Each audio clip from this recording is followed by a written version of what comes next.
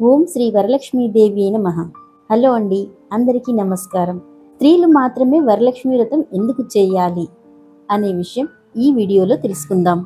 దక్షిణాయనం వేసవి చివరలో వర్ష ఋతువు ప్రారంభంలో వచ్చేదే శ్రావణ మాసం. సూర్యుడు కర్కాటక రాశిలో ప్రవేశించినప్పుడు దక్షిణాయనం ప్రారంభమవుతుంది. కర్కాటక రాశికి అధిపతి చంద్రుడు. అలాగే శ్రావణ మాసంలో చంద్రుని ప్రభావం ఎక్కువ. చంద్రుడు మనస్సుకు అధిపతి. చంద్రుని సహోదరి మహాలక్ష్మి. అందుకే శ్రావణ మాసంలో మంగళవారం మంగళగౌరిని, శుక్రవారం రోజున మహాలక్ష్మిని పూజిస్తారు. శ్రావణ మాసంలో వచ్చే శుక్రవారాల్లో మహాలక్ష్మికి పూజలు నిర్వహిస్తారు. సౌరమానం ప్రకారం హిందూ సంవత్సరాదిలోని 5వ నెల శ్రావణం. ఆధ్యాత్మికంగా ఎంతో విశిష్టమైన ఈ మాసంలో ప్రతిరోజు పండగే. అయితే శ్రావణ మాసానికి పరిపూర్ణత, పరిపక్వతను తీసుకొచ్చేది వరలక్ష్మి వ్రతం. పౌర్ణమికి ముందు వచ్చే శుక్రవారం నాడు ఈ వ్రతాన్ని ఆచరించడం ఆనవాయితీ. శ్రీ మహావిష్ణువు దేవేరి అయిన మహాలక్ష్మి అష్టవిధ రూపాలతో సర్వమానవాళి కోరికలు తీరుస్తూ ఎల్లవేళలా రక్షిస్తుంది. శ్రీహరి జన్మ నక్షత్రమైన శ్రవణం పేరిట వచ్చే మాసంలో ఈ వ్రతాన్ని చేస్తే విశేష ఫలితాలు దక్కుతాయి. సర్వమంగళ సంప్రాప్తి, సకలాభీష్టం, నిత్య సుమంగళిగా వర్ధిల్లాలని మహిళలు ఈ వ్రతం చేస్తారు.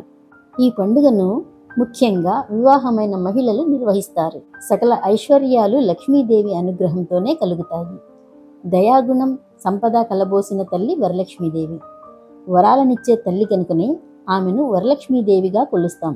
కుటుంబ సభ్యుల సంక్షేమం కోసం గృహిణులు, మహిళలు ఈ వ్రతాన్ని నిర్వహిస్తారు. అష్టలక్ష్మి ఆరాధన ఎంతటి ఫలాన్నిస్తుందో ఒక్క వరలక్ష్మి వ్రతం అంతటి ఫలితాన్ని ఇస్తుందని ధార్మిక గ్రంథాలు పేర్కొంటున్నాయి.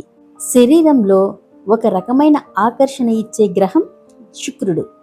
జాతకంలో శుక్రగ్రహం లోపంగా ఉంటే ఆకర్షణ శక్తి తక్కువగా ఉంటుంది. ఆ ఆకర్షణను పెంచుకోవడానికి ఈ పూజ చాలా అవసరం. సరి అయిన సమయంలో వివాహం కాకపోవడానికి కూడా శుక్రుడే కారకుడు. సర్వమంగళ సంప్రాప్తి కోసం, సకలాభీష్టాల కోసం, నిత్యం సుమంగళిగా తాము వర్ధిల్లాలని పుణ్య స్త్రీలు ఈ వ్రతం చేస్తారు. దక్షిణ భారతదేశంలో ఈ వరలక్ష్మి వ్రతాన్ని వివిధ సాంప్రదాయాల్లో ఆచరిస్తారు. ఎవరు ఏ పద్ధతులు పాటించినా శ్రీలక్ష్మిని కొలిచే తీరు మాత్రం అందరిది ఒకటే. సకల శుభంకరమైన, సన్మంగళదాయకమైన వరలక్ష్మీదేవి పూజ జగదానందకరమైనదని భక్తులందరి ప్రగాఢ విశ్వాసం. కొన్ని నియమ నిబంధనలు, ఆచార వ్యవహారాలకు లోబడి చేసేది వ్రతం. ప్రకృతిలో వచ్చే కొంత చెడు మార్పులను అనుకూలంగా మార్చుకోవడానికి చేసేది వ్రతం. భారతీయ జీవన విధానం ఎంతో ప్రత్యేకతను సంతరించుకొని ఉంది. ప్రకృతిలో వచ్చే మార్పులకు అనుగుణంగా ఆయా కాలాల్లో ఆ వ్రతాలు ఏర్పాటు చేశారు. నియమ నిష్టలతో ఉంటూ అందరితో కలిసి ప్రశాంతంగా ఉండాలని వీటి ఉద్దేశం. విగ్రహానికి పూజ చేస్తున్నాము అనే భావన కాకుండా అమ్మవారే తమ ఇంటికి వచ్చి అలా కూర్చొని షోడశోపచారాలతో పూజ చేయించుకుంటుంది అని భావన చేయాలి. ఈ పూజలు చేసే స్త్రీలందరూ తమను తాము వరలక్ష్మిగా భావించుకోవాలి. పూర్వం మగధ రాజ్యంలోని కుంది నగరంలో చారుమతి అనే వివాహిత ఉండేది. భర్త, అత్తమామల పట్ల గౌరవాన్ని ప్రకటిస్తూ సర్వోపచారాలతో చారుమతి వారిని సేవించేది. ఉత్తమ ఇల్లాలుగా తన కర్తవ్యాన్ని నిర్వహిస్తూ మహాలక్ష్మిని భక్తి శ్రద్ధలతో పూజించేది. ఆమె పతివ్రత్యా ధర్మానికి వరలక్ష్మి మెచ్చి అనుగ్రహించింది. ఒకరోజు స్వప్నంలో సాక్షాత్కరించి శ్రావణ పౌర్ణమికి ముందు శుక్రవారం తనను ఆరాధిస్తే కోరిన వరాలన్నీ ఇస్తానని ఆమెకు అభయమిస్తుంది. స్వప్నంలో మహాలక్ష్మి చెప్పిన విధంగా వరలక్ష్మి వ్రతాన్ని ఆచరించిన చారుమతి అష్టైశ్వర్యాలను అందుకుందని ఈశ్వరుడు గౌరీకి విశదీకరిస్తాడు. పార్వతీదేవి కూడా ఈ వ్రతాన్ని ఆచరించి వరలక్ష్మి కృపకు పాత్రురాలైందని అంటారు. సర్వసాక్షి అయిన ఈ భగవద్దర్శన శక్తిని లక్ష్మిగా ఉపాసించడం లక్ష్మీ ఆరాధనలోని ప్రత్యేకత. ఆనందాన్ని, ఐశ్వర్యాన్ని, జ్ఞానాన్ని అందరూ లక్ష్యంగా పెట్టుకుని జీవిస్తారు. ఇలా అందరికీ లక్ష్యమైన జ్ఞాన, ఆనంద, ఐశ్వర్యాల సాకార రూపమే లక్ష్మి. ఈ దివ్య భావాన్ని సగుణంగా లీలారూపంగా పురాణాలు వ్యక్తీకరించాయి.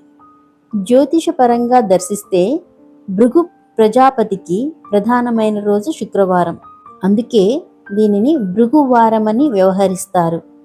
ఈ సమయంలో అన్ని రకాల సుగంధ ద్రవ్యాలు, అగరబత్తులు, హారతి కర్పూరం ఎన్ని రకాలు ఉంటాయో అన్ని రకాలను ఎక్కువగా వెలిగిస్తారు. ధూపం వేయడం కూడా ఉంటుంది. అవి ఇంట్లో వాతావరణాన్ని అనుకూలంగా ప్రశాంతంగా మార్చడానికి అవకాశం ఉంటుంది. ఇల్లు ఒక దేవాలయంగా మారుతుంది. అప్పుడు వచ్చే ఆలోచనలు అన్నీ అనుకూలంగా ఉంటాయి. వ్యతిరేకమైన ఆలోచనల వైపు దృష్టి వెళ్ళదు. వరలక్ష్మి వ్రతం చేసేటప్పుడు రకరకాల పూలు పండ్లతో అమ్మవారిని అలంకరించుకుంటారు. అలంకరణ చూసి ఆనందించుకుంటారు. అన్ని రకాల అలంకరణలకు శుక్రుడు కారకం వహిస్తాడు. ఆనందంగా ఉన్నప్పుడు సెలిటోనిన్ అనే హార్మోన్ ఒకటి శరీరంలో విడుదల అవుతుంది. ఈ హార్మోన్ వ్యక్తిని ఎక్కువ కాలం సంతోషంగా ఉండటానికి ఉపయోగపడుతుంది. సంతోషంగా ఉన్నప్పుడు స్పందనలు బాగుంటాయి. జాతకంలో శుక్రగ్రహం అనుకూలంగా ఉన్నవారు ఈ పనులు ఎలాగూ చేస్తారు. శుక్రగ్రహం అనుకూలంగా లేనివారు ఈ పనులు ఎక్కువగా చేయాలి. వీరికి వాటిపై ఆసక్తి తక్కువగా ఉంటుంది. కానీ ఆసక్తిని ఏర్పరచుకోవడం చాలా అవసరం. శుక్రుడు జాతకంలో అష్టమ స్థానంలో కానీ, షష్ఠ స్థానంలో కానీ, వ్యయ స్థానంలో కానీ ఉన్నవారు, వైవాహిక జీవితంలో సమస్యలు ఉన్నవారు, ఆర్థిక స్థితిగతులు అనుకూలంగా లేనివారు ఈ పనులు ఎక్కువగా చేయాలి. అలంకరణలు చేయడానికి ఓపిక చాలా అవసరం. ఈ పనులు చేయడానికి వీరికి అంతగా ఆసక్తి ఉండదు. దేవత కూడా లక్ష్మీదేవి. వరం అంటే మేలు చేయడం. ముఖ్యంగా స్త్రీలకు సంబంధించిన దేవత లక్ష్మీదేవి కాబట్టి ఈ వ్రతాన్ని ఆచరిస్తారు. శుక్రుడు ప్రేమకు కారకుడు, వివాహాలకు కారకుడు. శరీరంలో ఒక రకమైన ఆకర్షణ ఇచ్చే గ్రహం శుక్రుడు. జాతకంలో శుక్రగ్రహం లోపంగా ఉంటే ఆకర్షణ శక్తి తక్కువగా ఉంటుంది. ఆ ఆకర్షణను పెంచుకోవడానికి ఈ పూజ చాలా అవసరం. వివాహం కావడానికి కూడా శుక్రుడే కారకుడు. అన్ని రకాల ఆనందాలు, అష్టైశ్వర్యాలను పొందాలంటే లక్ష్మీ పూజ తప్పనిసరి. ప్రతి శుక్రవారం కూడా లక్ష్మీ పూజను అందరూ చేసుకోవడం మంచిది. మరి మనం ఆరోగ్యంగా ఉండాలంటే మానసిక ప్రశాంతత, ఆనందాలు, అష్టైశ్వర్యాలు అవసరం కదండి. అవి పొందటానికి ప్రతి శుక్రవారం లక్ష్మీ పూజ చేసుకుందాం. ఆ లక్ష్మీదేవి అనుగ్రహాన్ని పొందుదాం.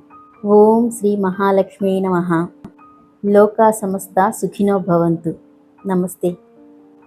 మరొక వీడియోలో కలుద్దాం.